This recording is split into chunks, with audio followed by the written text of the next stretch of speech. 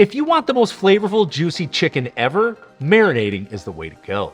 I've got 6 easy recipes that come together in minutes and can turn your weeknight meals from just okay to seriously good. First up, a guaranteed favorite: Greek chicken packed with garlic, herbs, and big flavor. Sound good? Let's cook. First, let's start by finely grating in 8 cloves of garlic, then 1 peeled shallot. Grating a shallot can be a little bit annoying, so just do the best you can and no problem if you can't get all of it.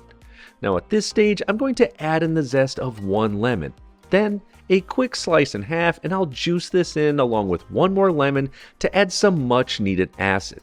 Now these 2 lemons together will get about 5 to 6 tablespoons of total lemon juice.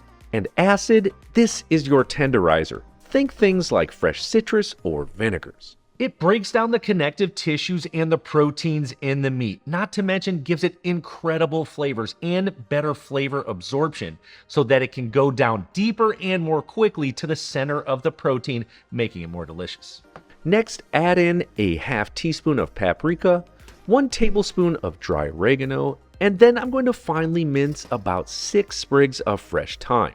As long as the stems on the thyme are tender, I'll mince those up as well since there's so much flavor in them. Just add that right to the bowl. And when using herbs and marinades, fresh generally offers a brighter, more nuanced flavor than dried herbs. But dried herbs can be more concentrated and convenient, of course. Use fresh for quicker marinating, but for long marinade times, dry definitely needs all of that time to have more of an impact. And as a good rule of thumb, use a third of the amount of dry to fresh. Alright, almost done with this one, but first add in 2 teaspoons of coarse salt and grind in about a half to 3/4 teaspoons of freshly ground pepper. Then last but not least, I'm going to whisk in a half cup of olive oil, or any neutral flavored oil will work. Now once it's emulsified, of course give it a try. It should be incredibly flavorful. Remember, you're not eating the marinade, you're eating what it's seasoning, so ensure it's dang tasty. Now when storing marinades that contain acid, they can react with metals and pottery glazes, so it's best to marinate in glass bowls, resealable plastic bags, or even a glass 13x9 casserole dish covered in plastic wrap. I almost always use plastic bags and then I just wash them and reuse them.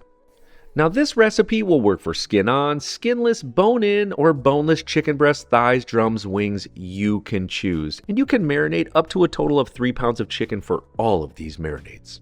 And I promise we'll speed up the next marinades. Had to get a lot of info in this one, but first, add the chicken to the bag, pour in the marinade, and you can either scrape in the rest of the marinade or do what my old chef would do, add a bit of water, swoosh it around and pour it in.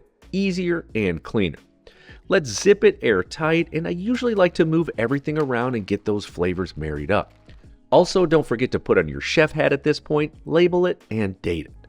Now this marinade goes great in the main marinade for Greek lemon chicken and potatoes dish, or chicken souvlaki, or hey, just serve it over rice. Delicious.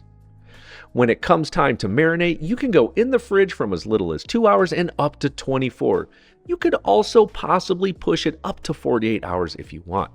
It will also freeze well for up to 3 months. This is why I love marinating in bags, perfect for stacking and saving space. And I'm going to be dropping tips and techniques all throughout this video, but first, this one will make you a backyard legend, and it's for my barbecue chicken marinade. In a medium-sized bowl, we're going to keep it going with the microplane and actually all these recipes. Okay, finally grate a half-peeled yellow onion. Again, with these, just do the best you can. And also feel free to sub with a red, white, yellow, or sweet onion. Then 5 garlic cloves. Next, I'm going to add in 2 tablespoons of sugar, the juice of 1 lemon, 2 tablespoons of Dijon mustard, about 2 tablespoons of finely minced fresh thyme, then a 1/3 cup of soy sauce, a 1/3 cup of white vinegar, and a 1/2 cup of dry white wine. When those last 3 ingredients are mixed together, they're insanely delicious. Using wine in marinades is an absolute game changer, and really it's because of the tannins. They help break down the protein much more quickly and effectively and delivers the rest of the ingredients way deeper inside of the meat, and the bonus is in a fraction of the time, so use it. Next up, we're going to season it with 1.5 teaspoons of coarse salt and about a half to 3/4 teaspoons of freshly ground pepper. Remember, soy is naturally salty, so we'll be good there. Now slowly drizzle in a half cup of neutral flavored oil, and I usually use avocado oil here while continually whisking. Now when I use olive oil in some of my other marinades, I want to make sure it isn't competing with other flavors, especially things like soy sauce. They just don't go well together, so neutral flavor oils are always the way to go. And as always, try it out, and this one seriously is so good you'll want to drink it, but don't do that. Instead, add it to the bag with the chicken, zip it up, move it around, and pop it in the fridge. This is a recipe when you're grilling out and don't have a smoker that will seriously wow everyone who eats it. It's tender, extremely flavorful, and you can even go a step further if you want and finish it with barbecue sauce. And all the traditional sides like fruit, potato salads, coleslaw, all that goodness works extremely well with this. And this next one up is a family favorite, and it's for chicken fajita marinade. You know the routine at this point, it's on repeat. A medium-sized bowl, add in 2 teaspoons of oregano, 2 teaspoons of chili powder, a half teaspoon of ground coriander, and 2 teaspoons of ground cumin. However, if you're looking to go a bit further, you can and should toast up whole seeds and spices where applicable. It's quick, easy, it's a 1-to-1 ratio, and makes everything more aromatic and in return more delicious. Once they're toasted up, grind them down and you're good to go. Okay, so now we're going to finally grate in 4 garlic cloves and a half peeled shallot. Now at this stage, I'm going to zest in 2 limes, then I'm going to add the juice of 3 total limes. This should get you about 6 tablespoons of lime juice. Then pour in 2 tablespoons of honey to help balance everything out. And we are so close to wrapping this one up, but first season it with 2 teaspoons of coarse salt and grind in about a half to 3/4 teaspoons of freshly ground pepper. Last, drizzle in a half cup of olive or neutral flavored oil. Let's give it a taste, make sure it's good, and yes, taste everything. That's how you become a better cook. Get everything into the bag with the chicken, close it up, and marry those flavors. Now, if you happen to have a vacuum sealer, you can do that, especially if you want to sous vide in all these flavors. But when doing so, roasted garlic, garlic confit, or dry granules or powder needs to be used instead of fresh. The temperatures don't get high enough when sous viding to cook the raw garlic, which can raise the risk of botulism. However, for marinades like this, where it's being kept in the refrigerator the entire time until it's ready to unseal and cook, is no problem. Now, whatever you choose, it's next heading in the fridge for more flavor and juiciness. Now, this one is specific and obviously meant to be served with peppers, onions, guacamole, tortillas, all things like that. Now, this next one for an Asian-style chicken marinade is absolutely jam-packed with flavor and so versatile on any dish. In a medium-sized bowl, I'm going to pour in 2 tablespoons of rice vinegar, 1 tablespoon of Shaoxing wine. Dry sherry will work for a substitute here. Then add in a 1/4 cup of soy sauce and 2 tablespoons of oyster sauce. Once that's in there, then to round everything out, add in 3 tablespoons of honey.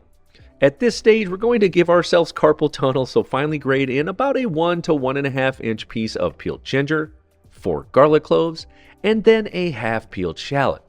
Next up, I'm going to add in the juice of 1 orange. The flavor in this is really going to stand out. It's awesome. Give it a gentle season of about 1 teaspoon of coarse salt and a half to 3/4 teaspoons of finely ground pepper. Remember, a lot of salty ingredients here like soy and oyster sauce, so go lighter in this one.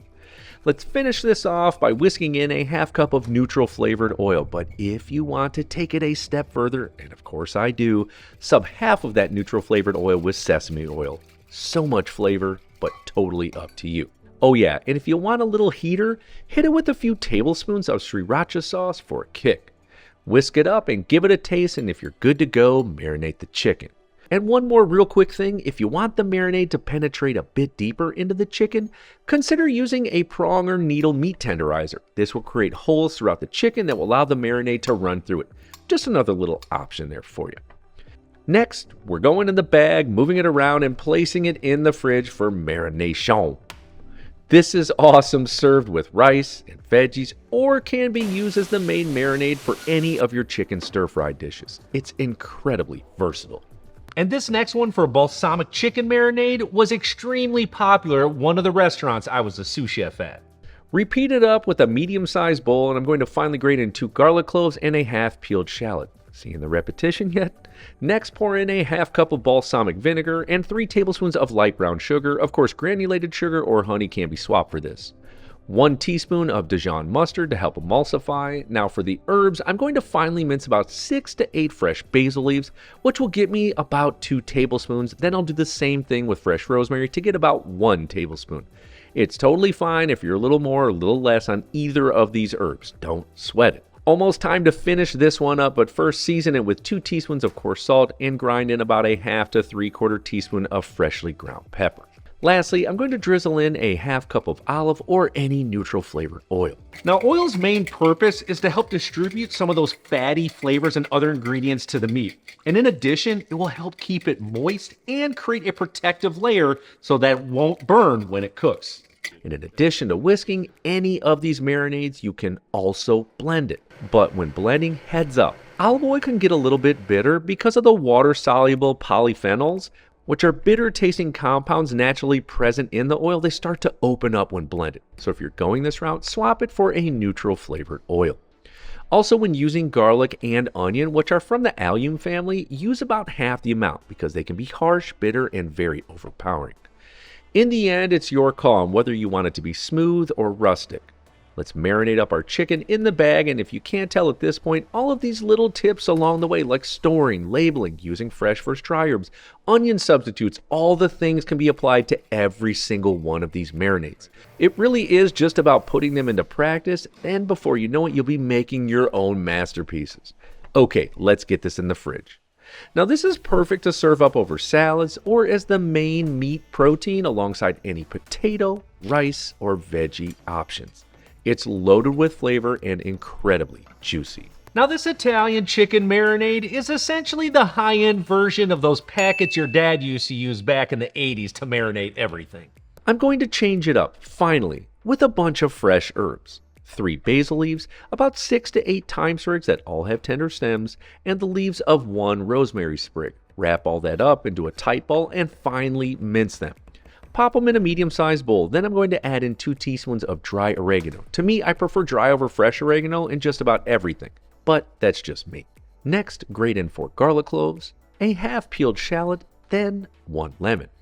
Now we're also going to juice that along with adding in 2 tablespoons of red wine vinegar. White wine or plain distilled can also be subbed here.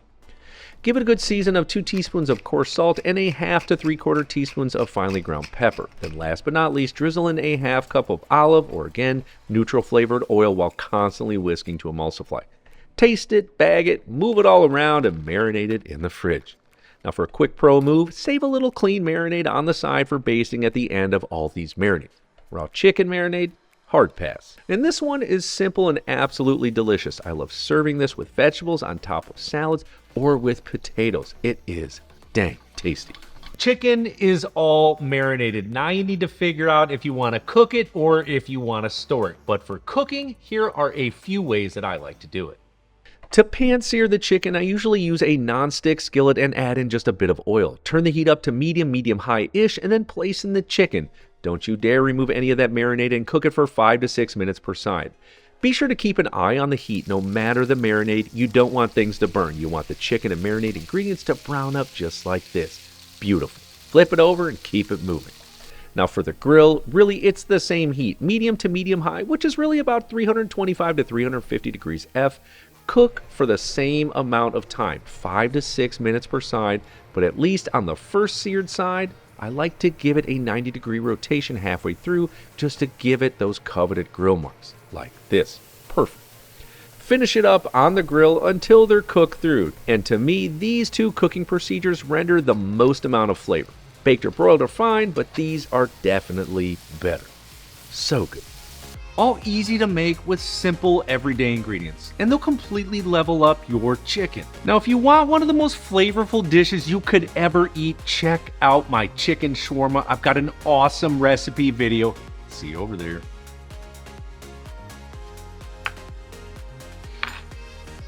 Immediately, boom.